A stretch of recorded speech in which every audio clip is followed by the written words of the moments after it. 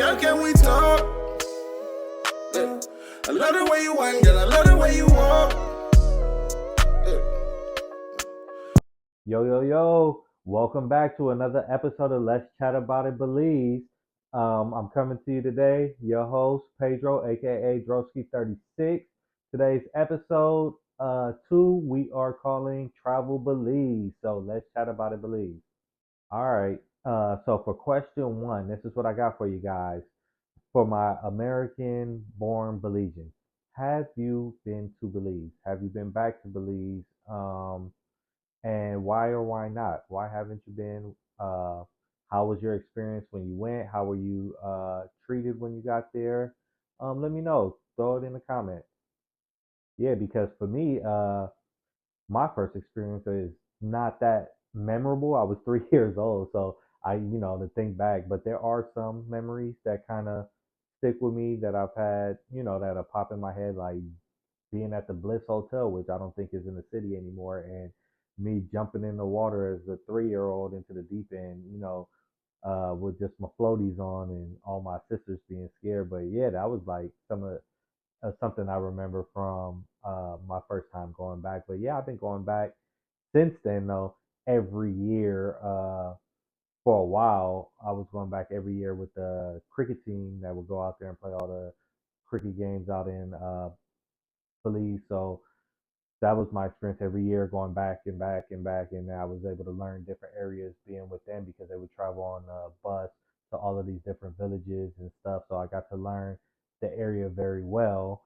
And then after that, once my dad passed away, I started going with my family just, to travel and enjoy, the country just on straight vacation style and experience some of the festivals and stuff that they have there, like Cashew Fest, Mango Fest. We did in 2019 in St. Crick, which was phenomenal. But yeah, that's a little bit of my history in traveling back. Let me know about yours. All right, so let me know what part of Belize is your family from. For me, my mom is from Cricket Tree and my dad is from Belize City. But let me know about you. Where's your family from? And if you've been to their village or city. All right, now let me know what some of your favorite places in Belize is to travel to. Like, where are the locations that it must go? Like, if you go to Belize, you gotta go here. Let me know in the comments.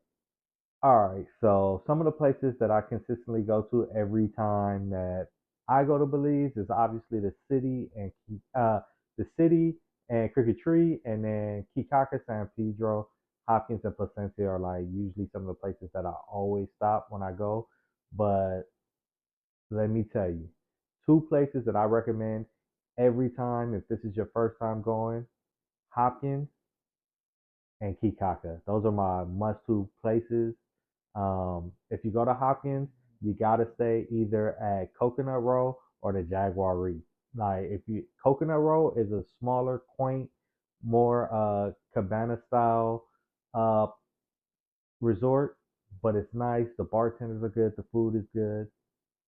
Jaguar Reef, and that's living luxury right there. That you got the bar on the ocean. You have nice dining, food places, swim up, pool bar. It has the works. The works. Now for Kikaka, the split. You get when you go to the split, you got to go to what is it? The sip and dip, if I remember. Sip and dip. They got the DJ going. You on like the you like on top of the water. The drinks are cheap. You're getting saucy and having fun with the sun hitting you. You can jump in the ocean. And then if you're leaving the sipping dip, then you go over to the lazy lizard. Those two right there is where you cracking at the split. I recommend going during Lobster Fest. Lobster Fest, you get you a nice cheap lobster plate, and then you go over there with a full belly. You can drink those cheap drinks as much as you want. I recommend at the Lazy Lizard getting the actual signature drink. That it's a big Lazy Lizard drink. I promise you'll go back to your room feeling good. So those are my two favorite, but they do differ in a lot of little things. One, Hopkins is a village. Kikaka is a key. Kikaka. So the staying arrangements are a little bit different. So if you're in Hopkins, you are gonna find a couple more bigger resorts, swimming pools, pools and stuff like that. Whereas Kikaka is a smaller island. So when you're on Kikaka, the arrangements, the it's more like smaller cabanas, smaller staying. So they're not these big resorts out there. There's no big resorts on one side of Kikaka across the split. I forget what that area is called, but it has bigger um, resort styles. But you have to be back on that side of the island by like 9 p.m. or something like that. Is the last boat to get back to that side. So usually to get to Kikaka, you either have to take a small plane to get there, or you have to take the boat from the city over to Kikaka. It's not like you could just drive there. Whereas Hopkins, you could take. I think they did the road over, so what used to be like a 2 to 3 hour drive is now like an hour, hour and a half, depending who your driver is. And you can get some drivers in Belize. I'll just let you know that right now. But yeah, they differ a little bit. But to me, they're both equally fun. It's just the style of fun you'll get. In both places, though, you can get around fairly easy. You could just rent a golf cart and you can kind of get anywhere you need to. The golf carts usually aren't too expensive, but if you are traveling on a festival time, I will recommend pre renting your carts before you get out there because they can sell out. There are a lot of golf cart rental places, but when you have like Lobster Fest or Cashew Fest or Mango Fest, whatever festival, Independence, a lot of people are traveling in these high seasons and they're gonna get these golf carts. So pre-rent your golf cart, but you get everywhere on one of those. Yeah, when traveling to these places, Hopkins is very unique in visiting too.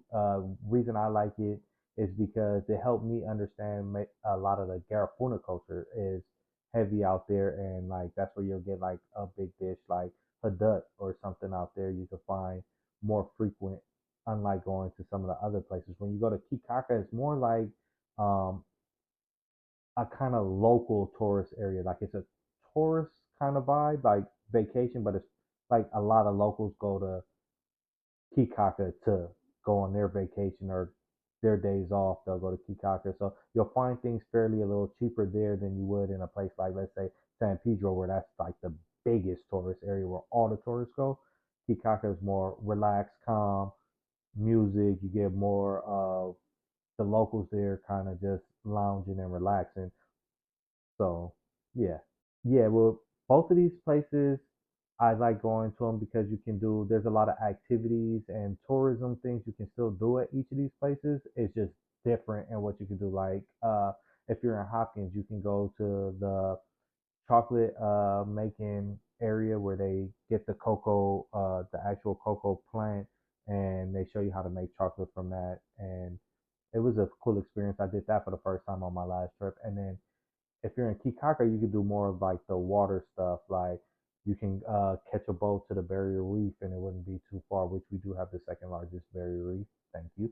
But you can catch that boat going over there. You can pet some of the water animals in Kikaka, which is a big thing, and you can go snorkeling and all of that stuff in Kikaka. So look into those things if you're traveling to Belize and book your tourist guide. As for nightlife in these areas, Kikaka has like I've only been for like festivals, so they'll have like this big festival kind of night thing where everybody comes. They have a DJ stage on the sand, you party, dance. But like on regular, just visiting out the blue, I'm not sure what the nightlife would look like there. Hopkins, I haven't been to anything nightlife. Again, I was there during the Mango Fest, so they had like a festival thing situation again.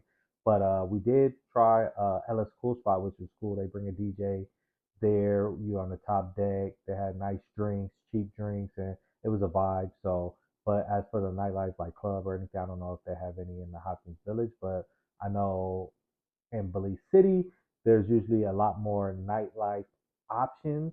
Where I used to go, I don't think is around anymore. We used to go to what is it? Sit and Sip. That was my spot. I used to go to Sit and Sip all the time. It used to be popping. The DJ used to be going up. The drinks, they used to always have drink deals. Used to be like 2 for 1 or something.